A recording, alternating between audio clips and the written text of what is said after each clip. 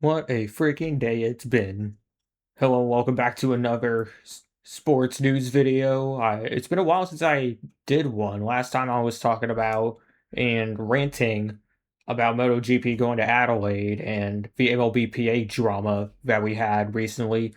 A lot more controversy has ignited in the hockey world and surprisingly has nothing to do with the Golden Knights this time, not to mention some other big trades and some drivers saying goodbye to their current teams. But first off, we got to talk about the new coach of the Edmonton Oilers, Mike Babcock. If you're not aware, he used to coach the Columbus Blue Jackets and even won a Stanley Cup with the Detroit Red Wings back in 2008 as a coach.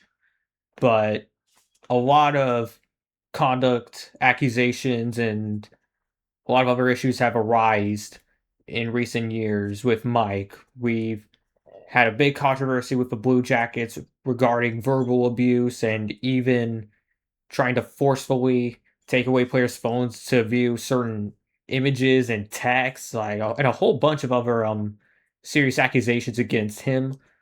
But for some reason, the Oilers are bringing Mike Babcock back to hockey.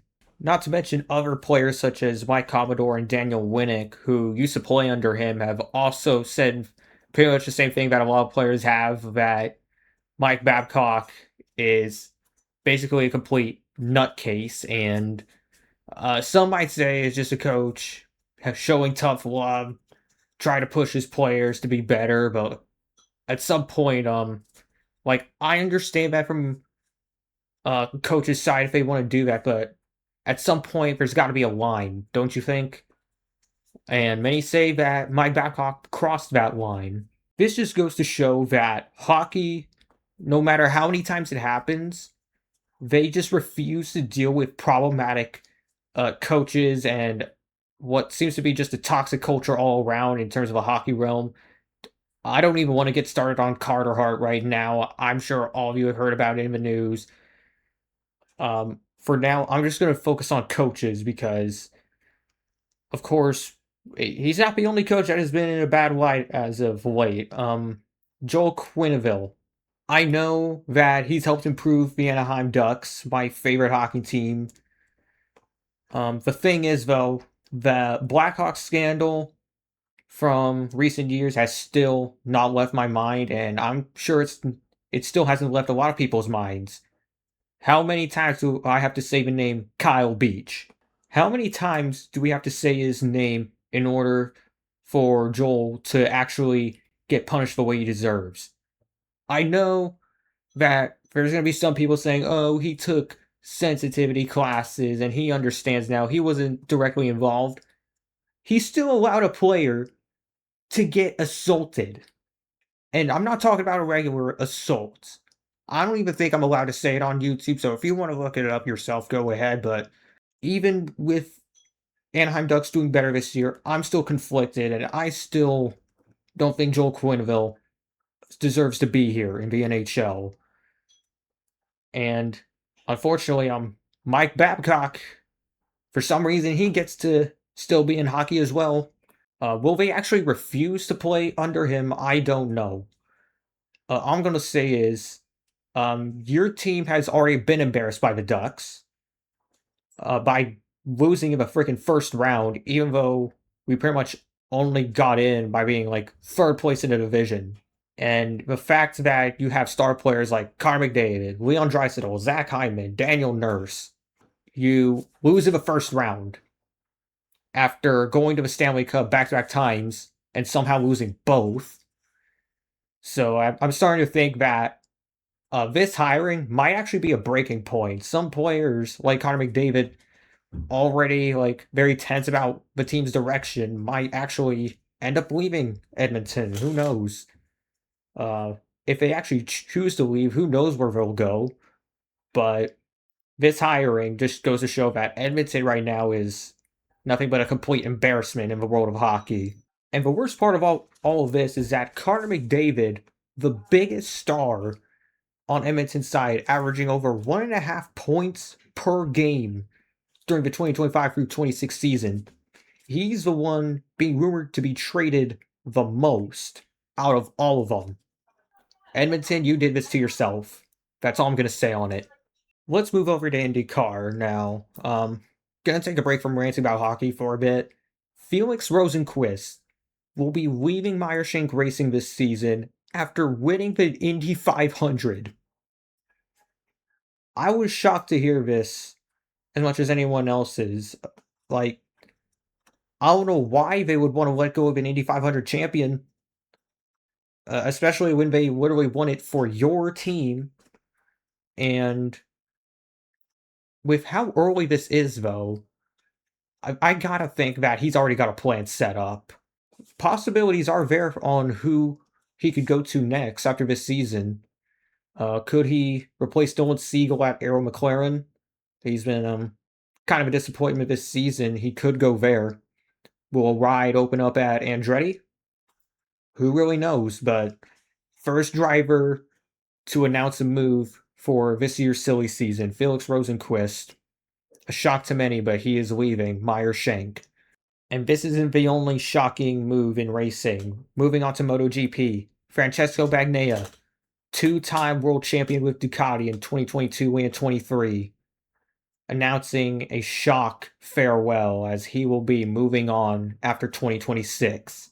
Now, times at Ducati have been kind of hectic. We saw some riders with promise suddenly wash out before, like Jack Miller and Danilo Petrucci having to move elsewhere. But after 2 world championships with Ducati, the only reason I could think he wants to leave is that with how many injuries Marc Marquez has faced and the fact that he's still kind of getting beat by him this season, maybe he thinks that he needs another team to help get him back into shape. It's just been a heck of a decade for Ducati, being one of the Empire teams, and now with Aprilia now on top, maybe Francesco Bagnaia will go there, or a customer Aprilia team. But now for our first blockbuster trade of the video. The Greek freak himself, Giannis Antetokounmpo, is going to Miami.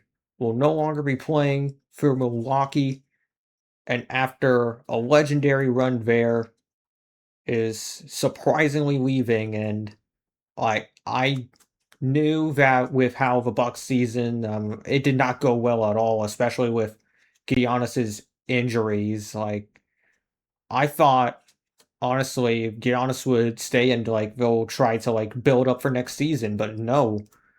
Giannis is going to Miami. As for the trade details, the Heat will receive another player as well, Bobby Portis, who hasn't been a star player. Yeah, he's decent, but I think now going to Miami, he's gonna have a lot he'll have to prove there.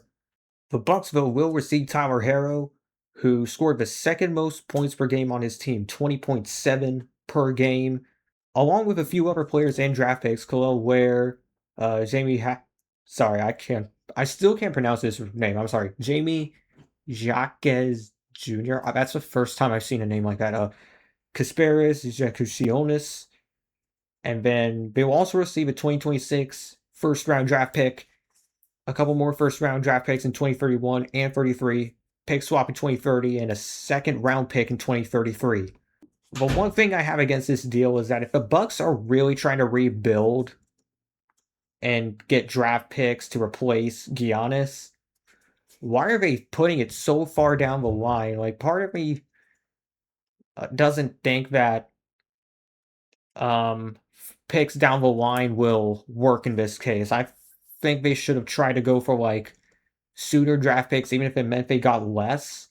As for the Heat, though, I think they definitely cashed in. I know Giannis has had multiple injuries throughout the 2025 through 26 season, had a right calf strain in December.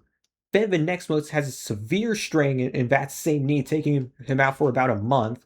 And then in March, messes up his other knee and is effectively shut down for the season.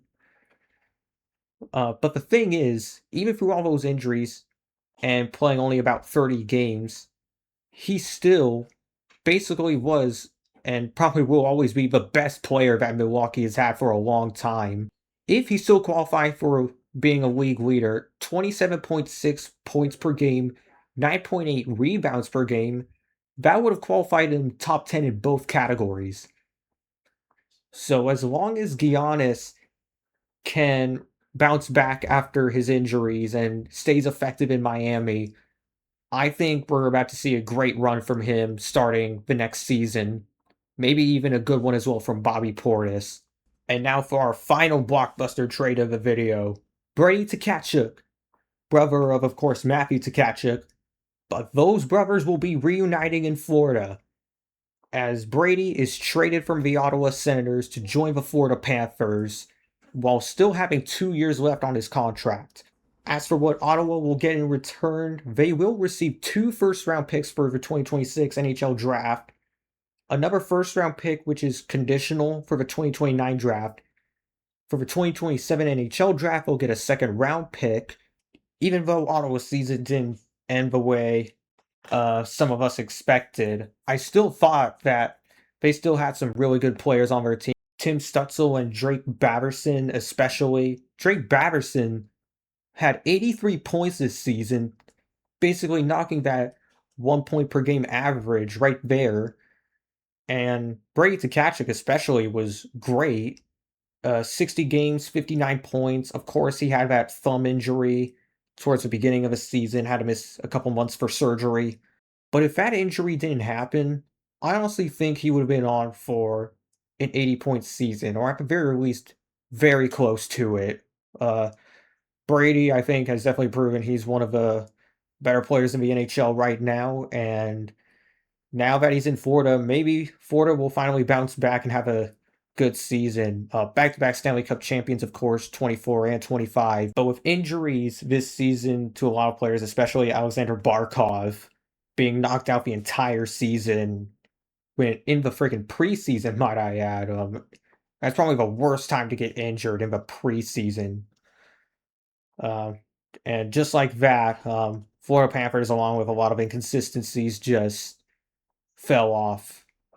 And they definitely need a way to bounce back this season. Maybe Brady will be the final piece to rebuild the team. And Ottawa, you better hope you cash in on those draft picks because you're definitely going to need them. Even though they lost in the first round, I still expected them to be somewhat competitive. Like, I know they were going against Carolina with Sebastian Aho and all of them, but I've at least expected them to win a couple games, try to be competitive, but instead they get swept in the first round by Carolina. So, just like Edmonton, there is a lot of rebuilding that needs to be done over in Canada. But there you have it for all the trades and racing silly seasons that are already going down. If you want to see more videos like this in the future, please like and subscribe. It'll mean a lot to the channel.